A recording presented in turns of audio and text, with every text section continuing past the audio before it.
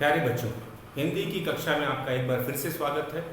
जैसा कि आपको पता है, हम अपने पाठ्य पुस्तक खुलते पंख का पहला पाठ जी होता चिड़िया बन जाऊं, जो कि एक कविता है, को हमने आपको कविता का पाठ करवाया, कविता का अर्थ समझाया था। आज उसको फिर से दोहराते हैं। ये कविता बड़ी ही सुंदर है।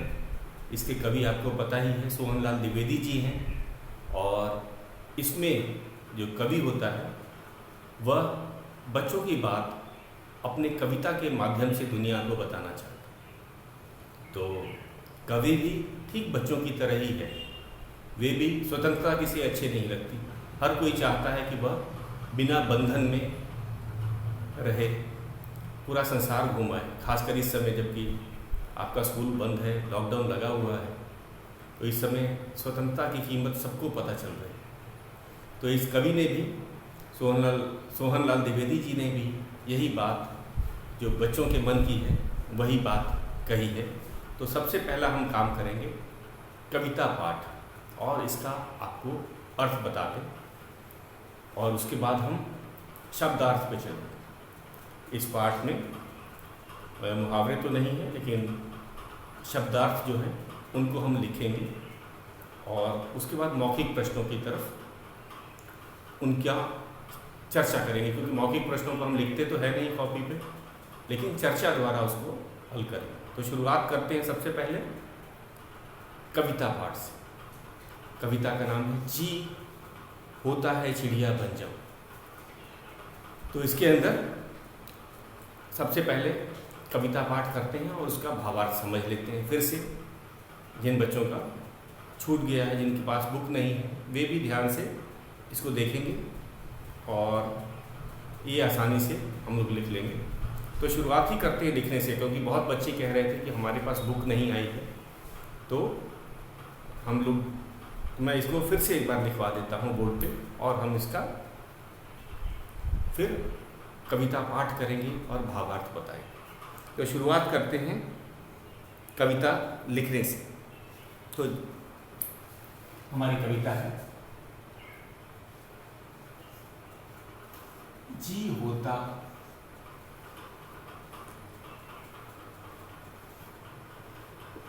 चिड़िया बन जाऊं, जी होता चिड़िया बन जाऊं,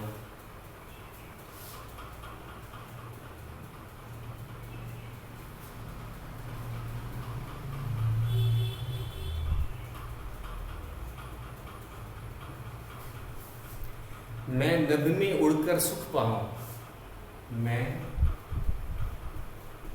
नभ, नभ का अर्थ होता है आसमान। मैं नभ में उड़कर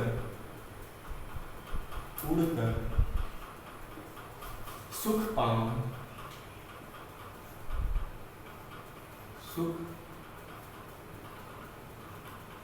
पाऊं। पूर्ण विराम है इसके बाद में, तो अल्प विराम और पूर्ण विराम है। पहला जो है, पहली पंक्ति में अल्प विराम है और फिर पूर्ण विराम है। मैं फुदक फुदक कर डाली पर, मैं फुदक फुदक कर डाली पर,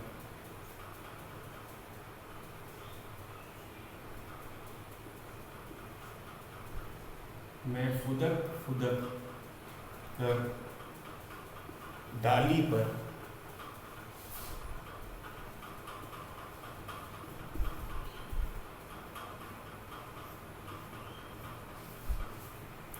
डोलूं तरु की हरियाली पर, डोलूं तरु की,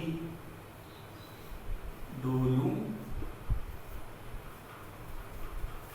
तरु की हरियाली पर, तरु का अर्थ होता है पेड़। डोलूं तरु की हरियाली, तो तरु का अर्थ है पेड़।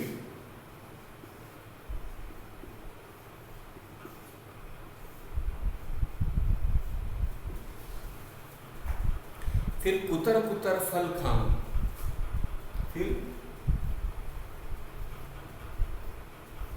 कुतर कुतर, फिर कुतर,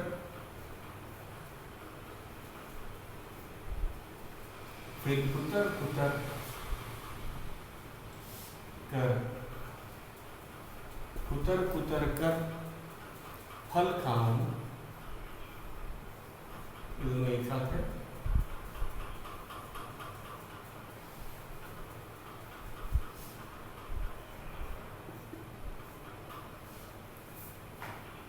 जी होता चिड़िया बन जाऊं, जी होता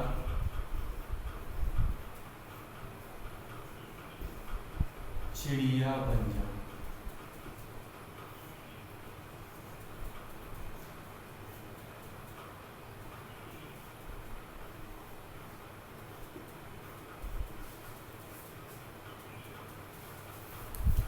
अगला है जंगल जंगल में उड़ विचरूं,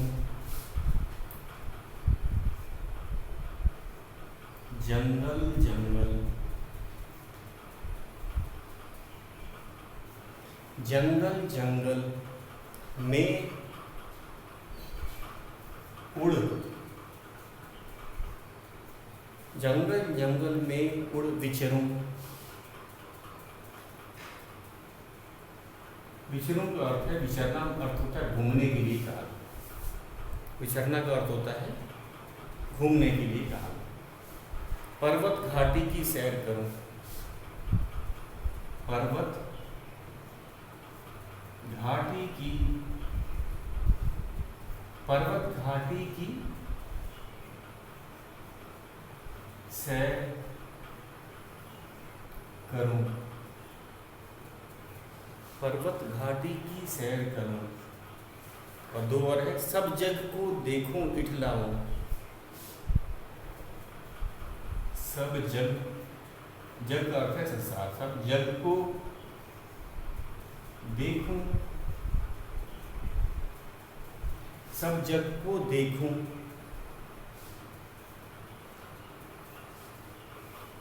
इठलाऊं।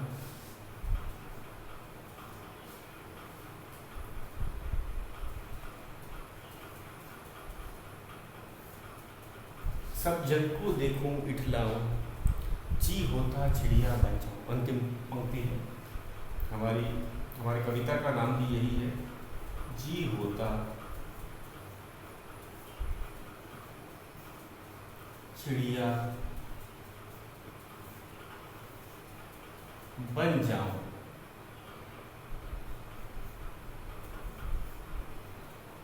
पूर्ण विराम। तो ये है हमारी कविता। कुछ और भी पंक्तियां हैं। सबसे पहले हम इसका पाठ करेंगे, कविता पाठ करेंगे, और उसके बाद में चार और पंक्तियां हैं, उनको भी हम लिख देते हैं।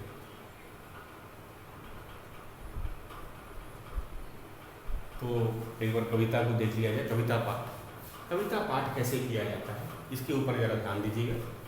ये सब लय से बने हुए हैं, देखा जाएगा। जाऊं पाऊं, पर खाऊं जाऊं, विचरूं करूं, इठलाऊं जाऊं। इसकी रचना ऐसे की जाती है कि इसका कविता पाठ करते समय कुछ लय भी बने। तो जरा मैं कविता पाठ करता हूँ। जी होता चिड़िया बन जाऊं, मैं नभ में उड़कर सुख पाऊं, मैं फुदक फुदक कर डाली पर, दोनों तरु की हरियाली पर, फिर कुतर कुतर कर फल खाऊं, जी होता चिड़िया बन जाऊं। जंगल जंगल में उड़ विचरूं, पर्वत घाटी की सैर करूं, सब जग को देखूं इठलाऊं, जी होता चिड़िया बन जाऊं। तो इस तरह से कविता पाठ किया जाता है, और पढ़ते समय ही हम इसके लय के बारे में जान सकते हैं। इसीलिए कविता, जैसे पोएम का रिसाइटेशन होता है, हिंदी में कविता का पाठ किया जाता है, कविता पाठ उसे कहा जाता है। तो एक बार फिर से ध्यान से इसको देख लीजिए, उसके बाद मैं आपको इसका भावार्थ, इसका अर्थ आपको बताऊंगा, और वे बच्चे इसे नोट कर लेंगे जिनके पास अभी भी जो बुक की प्रॉब्लम है वो बोर्ड से ही नोट कर लेंगे। तो है, जी होता चिड़िया बन जाऊं, मैं नभ में उड़कर सुख पाऊं, मैं फुदक फुदक कर डाली पर, दोनों तरु की हरियाली पर, फिर कुतर कुतर कर फल खाऊं, जी होता चिड़िया बन जाऊं। जंगल जंगल में उड़ विचरूं, जंगल जंगल में उड़ विचरूं, पर्वत घाटी की सैर करूं, सब जग को देखूं इठलाऊं, जी होता चिड़िया बन जाऊं। तो बच्चों एक ही कविता, अब इसका अर्थ आपको मैं बता देता हूँ, जरा अर्थ ध्यान से फिर सुनिएगा। 4 पंक्तियाँ और बची हैं, मैं इसके बाद लिखूंगा। तो इसमें बच्चे जो हैं वे चिड़िया क्यों बनना चाहते हैं? कारण यही है कि सबको स्वतंत्रता अच्छी लगती है। अब आप भी इस स्वतंत्रता का अर्थ खुद समझ गए होंगे। अब आपको घर के लोग बाहर नहीं जाने देते हैं, आप उसी घर में आप अपने दोस्तों से नहीं मिल सकते हैं, उसी घर में रहना होता है, कहीं बाहर नहीं निकल सकते, अपने मन मर्जी का नहीं कर सकते। तो स्वतंत्रता बहुत बड़ी चीज़ होती है और ये बच्चे भी समझते हैं। इसीलिए जो कवि भी है वे भी कहता है बच्चों की तरह कि मेरा भी जी करता है कि मैं अगर चिड़िया बन जाता तो सचमुच नभ में उड़कर सुख पाता, पूरे संसार में मैं घूमा करता। घूमने की इच्छा सबकी होती है, बच्चों में कुछ ज़्यादा ही होती है। कारण क्या है कि उन्होंने दुनिया देखी नहीं, उनके लिए सब कुछ नया है और उनकी इच्छा है कि वे दूर देश तक जाएं, जंगलों में जाएं, पर्वतों पे जाएं और घूमें, और इसे ही स्वतंत्रता कहा जाता है। लेकिन अभी ये संभव नहीं है। संभव होता कैसे होता? अगर वे चिड़िया होते, क्योंकि अगर चिड़िया होते तो उनके पंख होते और बिना किसी मदद के वे एक स्थान से दूसरे स्थान तक आसानी से चले जाते, उनको कोई रोकने टोकने वाला भी नहीं होता और वे पूरी दुनिया की सैर लगा कर आते। तो यही बात बच्चे कह रहे हैं कि हम चिड़िया बनने का हमारा जी चाहता है, काश हम चिड़िया बन जाते। तो क्या करते हुए चिड़िया बन करके पूरे नभ में, आसमान में उड़ने का भी एक सुख होता है। ऊंचाई से जब हम किसी चीज़ों को देखते हैं तो चीज़ छोटी लगती हैं, सड़कें लाइनों की तरह लगती हैं, नदियाँ और जंगल जो है ऊंचाई से बहुत अच्छे लगते हैं। तो उड़ने का, घूमने का भी एक अलग सुख होता है। मैं फुदक फुदक कर डाली पर दोनों तरों की हरियाली। अगर मैं चिड़िया बन जाते, बच्चे कह रहे हैं कि अगर वे चिड़िया बन जाते तो एक डाली से दूसरे डाली पर फुदक के चले जाते और क्या होता, जो पेड़ की जो डालियां हैं उसके ऊपर डोलना, घूमना बहुत ही अच्छा लगता, क्योंकि चारों तरफ हरियाली ही हरियाली दिखती। तो ये बच्चों का विचार है। उसके बाद फिर कुतर कुतर कर फल खाऊं, जी होता चिड़िया बन जाऊं। अगर उन्हें भूख भी लग जाती, घर से दूर भी होते, तो उन्हें खाने पीने की भी कोई चिंता नहीं होती, क्योंकि चिड़िया अपना जो पेड़ से फल होते हैं वो कुतर कुतर के खाते हैं। तो उन्हें बहुत कम फल को कैसे करते हैं, अपने चोंच से कुतरते हैं। तो वो कह रहे हैं कि हमें किसी उसकी भी चिंता नहीं थी, कोई खाने पीने की भी चिंता नहीं थी, क्योंकि हम पेड़ से ही फल तोड़ करके या कुतर के हम लोग खा लेते। जी होता चिड़िया बन जाओ। इसीलिए वे भी, सभी बच्चे चिड़िया बनने का उनका जी करता है, उनकी इच्छा होती है। अब आते हैं जंगल जंगल में उड़ विचरूं, पर्वत घाटी की सैर करूं। तो एक तो जंगल जंगल में जाना चाहते हैं। जंगल में क्या है, तरह तरह के जीव जंतु होते हैं, वहाँ का दृश्य हरियाली भरा होता है, नदियाँ, बड़े ऊंचे ऊंचे पेड़, तो वो घूमने के लिए बहुत अच्छी जगह होती है। और पर्वत घाटी की सैर करूँ, पर्वतों के ऊपर से, घाटियों के ऊपर से उड़ने का एक अलग मजा होता है। पर्वत का जो दृश्य होता है देखने वाला, वो काफ़ी अच्छा लगता है। अगर खासकर अगर चिड़िया की नज़र से देखा जाए तो बहुत ही सुंदर होता है। तो वे जंगल में भी जाना चाहते हैं, पर्वतों और घाटियों की भी सैर करना चाहते हैं। सब जग देख इठलाऊं, अगर उन्हें बच्चों को अगर एक मौका मिल जाए चिड़िया की तरह जंगल और पर्वत पहाड़ देखने का, तो वे खुशी से इठलाएंगे, मतलब बहुत अधिक प्रसन्न हो जाएंगे, खुश हो जाएंगे। और पूरा जो जग है, जग का अर्थ है संसार, और इसी तरह वे पूरा संसार भी देखना चाहते, क्योंकि उन्होंने अभी दुनिया में कुछ देखा नहीं है। और अगर वे चिड़िया होते तो बिना रोक टोक के स्वतंत्रता से इधर उधर घूम सकते थे, जंगलों पे जा सकते थे, पहाड़ों पे जा सकते थे, और उन्हें कोई रोकने टोकने वाला भी नहीं होता। उनको खाने पीने की भी कोई चिंता नहीं करनी थी, क्योंकि वे पेड़ से ही फल खा लेते। तो ये दिया गया है बच्चों के अभिलाषा की, इच्छा की बात की गई है। 4 और पंक्तियाँ हैं, आपने इसे नोट कर लिया होगा। मैं मिटा के इन 4 पंक्तियों को फिर से लिख देता हूँ। 4 पंक्तियाँ बची हैं और कविता की, तो मैं इसे मिटा लेता हूँ।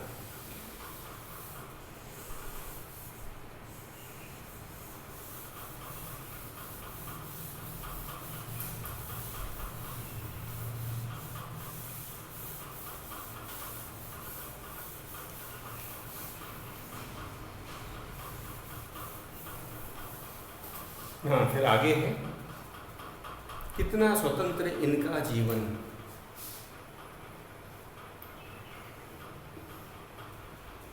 कितना स्वतंत्र, कितना स्वतंत्र इनका जीवन, इनका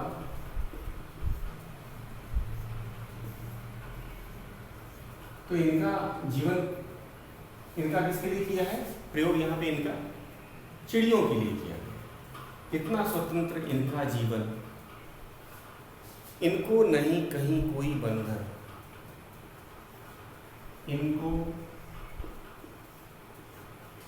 नहीं कहीं, नहीं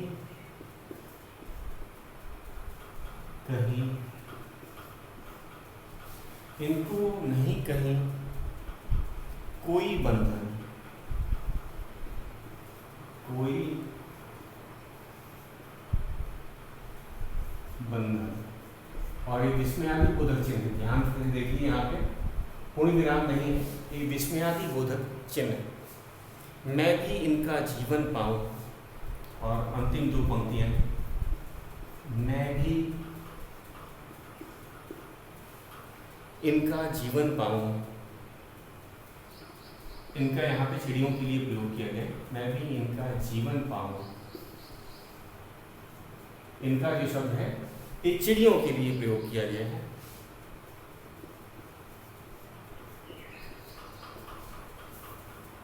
जी होता चिड़िया बन जाऊं, अंतिम, जी होता चिड़िया बन जाऊं, जी होता चिड़िया बन जाऊं।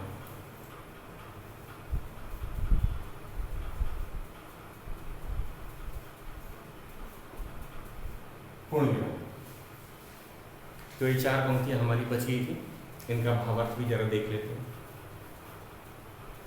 कितना स्वतंत्र इनका जीवन, यहाँ इनका चिड़ियों के लिए कहा गया, बच्चे। और इसमें आदि बोधक, उनको बड़ा आश्चर्य हो रहा है कि कितना स्वतंत्र इनका जीवन। बच्चे क्यों आश्चर्यचकित है? क्योंकि इनको ये स्वतंत्रता से कहीं भी आ जा सकते हैं, इनको कोई रोकने वाला टोकने वाला नहीं, इसीलिए वे चिड़ियों से बड़े प्रभावित हैं।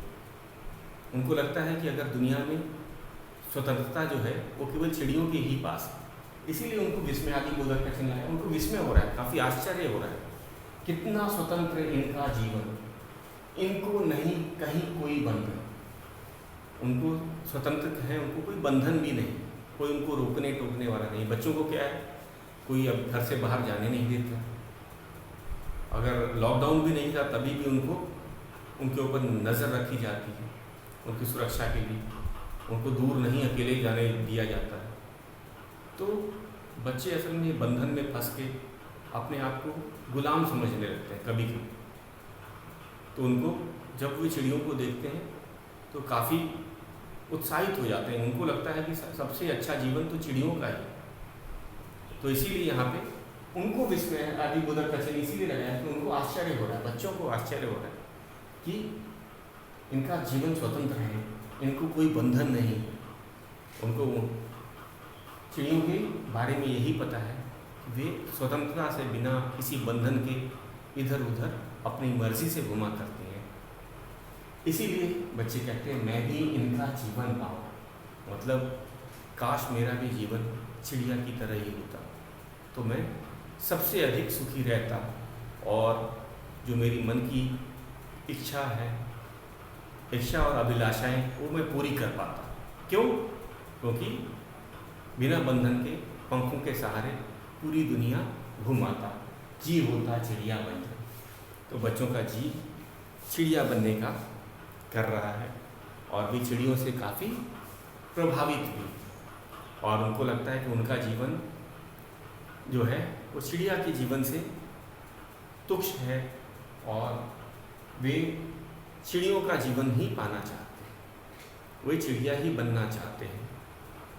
तो ये थी हमारी कविता। और जैसा कि हम जानते हैं कविता के अंत में जो होता है वो कवि का नाम लिखा जाता है। तो मैं लिख देता हूँ, ये आपको याद में रखना है। सोहन लाल द्विवेदी जी, सोहन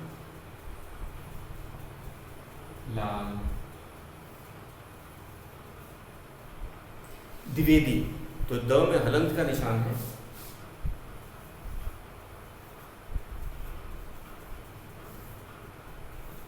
आधा द, द्विवेदी, सोहनलाल द्विवेदी। कवि का नाम अंत में लिखा जाता है कविता के बाद। कविता जो कवि हैं वो कविता लिखते हैं। तो कवि एक पुल्लिंग शब्द है। जब कोई लड़का या कोई पुरुष कविता लिखता है वो कवि कहलाता है। अगर कोई लड़की या कोई महिला कविता लिखती है वो कवियत्री कहलाती है। तो ये कवि हैं सोहनलाल द्विवेदी जी। तो आपने इसे नोट कर लिया होगा, खासकर वे बच्चे जिन्हें बुक की अभी परेशानी हो रही है, नहीं मिल रही है। अब हम आगे चलेंगे शब्दार्थ। अब शब्दार्थ में क्या है, इसमें शब्दार्थ और मुहावरे दे रखे, लेकिन मुहावरा इसमें नहीं। इस एक कविता है, इसमें कोई मुहावरा नहीं है, तो हम शब्दार्थ को ही लिखेंगे। तो लिखते हैं शब्दार्थ।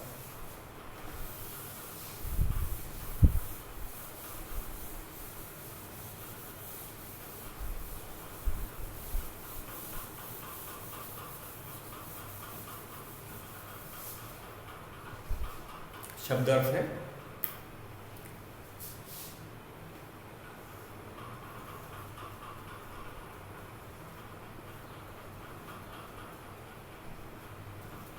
पहला है नभ।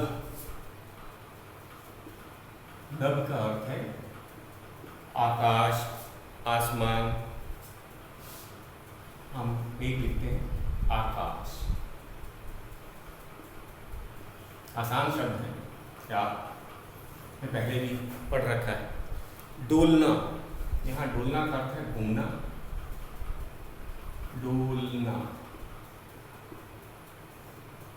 डोलना का अर्थ है घूमना या टहलना, दोनों हो सकता है। आप दोनों ही अर्थ लिखेंगे, घूमना या टहलना।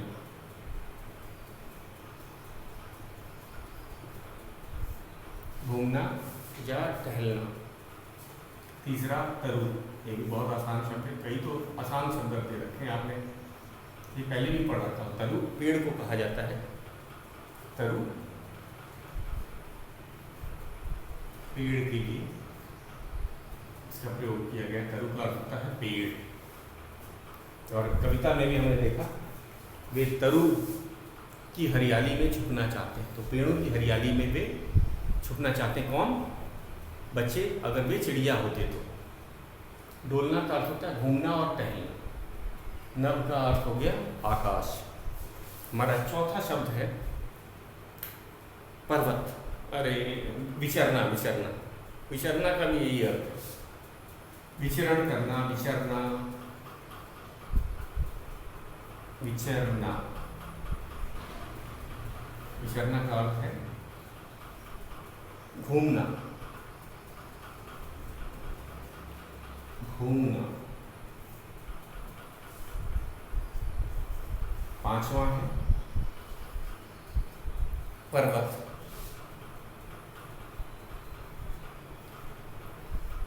पर्वत, पर्वत का अर्थ है पहाड़। ये तो आसान शब्द भी है, पहाड़। शब्द अर्थ ज़्यादा मुश्किल नहीं है। घाटी, पर्वतों के बीच मैदानी भाग। घाटी ये आपको समझना होगा। घाटी दो पर्वत जो होते हैं, दो पर्वतों के बीच का जो जगह होता है, खासकर जो नीचे वाला हिस्सा होता है, वह लगभग बराबर होता है, या मैदानी भाग हम कहते हैं। पर्वतों के बीच का मैदानी भाग, बीच का मैदानी भाग, घाटी। इसको पहले समझ लें, शायद बच्चों को ये नया शब्द लगे। घाटी जो होता है, दो पर्वत के बीच का जगह होता है। और जैसे कि अगर हम इसका चित्र बना दें, तो जैसे एक पर्वत है, एक दूसरा पर्वत है, तो ये वाला जो हिस्सा है ये लगभग बराबर होता है। यहाँ पे नदी या झरना भी होता है, और ये लगभग मैदानी भाग की तरह होता है। मैदानी मतलब ये ज़्यादा ऊबड़ खाबड़ नहीं होता है, और जो आबादी होती है वो घाटियों में ही रहती है, क्योंकि घाटियों से ही रास्ते जाते हैं, और आबादी और घर जो होते हैं घाटियों में बने होते हैं। तो कश्मीर, इसको वैली बोला जाता है, घाटी को इंग्लिश में वैली बोला जाता है। कश्मीर वैली जो है वो संसार की कहते हैं एक बहुत सुंदर वैली है, घाटी है। तो ये आपके लिए एक नया शब्द था। तो घाटी पर्वतों के बीच का मैदानी भाग जो लगभग समतल होता है, और वहाँ पे मैदान की तरह ज़्यादा ऊबड़ खाबड़ जगह नहीं होती, लगभग बराबर होता है, और आबादी घाटी में ही रहती है। नदियाँ, सड़कें सब घाटी से ही होकर जाया करती हैं। तो ये नया शब्द था घाटी। और इसी के साथ हमारा एक अंतिम शब्द और है स्वतंत्र। सातवां जो शब्द है वह है स्वतंत्र। स्वतंत्र का अर्थ होता है आजाद, आजाद। तो चिड़िया स्वतंत्र होती हैं, आज़ाद होती हैं, कहीं भी आ जा सकती हैं। तो ये 7 शब्दार्थ मैंने आपको लिखवा दी, आप इन्हें लिख करके नोटबुक में याद करें। एक बार मैं इसको दोहरा देता हूँ, फिर आपको होमवर्क बताता हूँ। शब्दार्थ: नभ का होता है आकाश, डोलना का घूमना टहलना, तरु का पेड़, उसके बाद में विचरना का अर्थ होता है घूमना, पर्वत का पहाड़, घाटी मैंने बताया, पर्वतों के बीच का मैदानी भाग, और स्वतंत्र का है आज़ाद। अब चलते हैं अपने होमवर्क पर। बच्चे ध्यान से सुनेंगे होमवर्क कौन कौन सा है और उसे कैसे करना है। तो सबसे पहला होमवर्क है आपका लिखित। अब लिखने वाला कौन कौन सा काम है? लिखित होमवर्क है। आपको पूरी कविता लिखनी है अपनी हिंदी क्लास वर्क नोटबुक में। उसके बाद में आप अपने मर्जी से एक चित्र बनाएंगे और रंग भरेंगे। तो पहला काम क्या है लिखने का? कविता पूरी लिखेंगे, और उसके बाद कविता से संबंधित चित्र, आसान सा चित्र, जरूरी नहीं कि बुक का ही चित्र बनाना है, ऐसी बात नहीं है। आप एक आसान सा चित्र बनाएंगे और उसमें रंग भरेंगे। उसके बाद तीसरा काम मैंने आपको बता दिया, जो शब्द अर्थ जो है ये लिखना है और याद भी करना है। केवल लिखना ही नहीं है, याद भी करना है, और कविता को भी याद करना है। ये आपका गृह कार्य है। कविता लिखनी है, कविता से संबंधित एक चित्र बनाना है, शब्द अर्थ लिखना है और याद करना है, कविता भी याद करनी है। ये था हमारा गृह कार्य, और बाकी हम मौखिक प्रश्न हैं उसे कल करेंगे। तो आज के लिए बस इतना ही।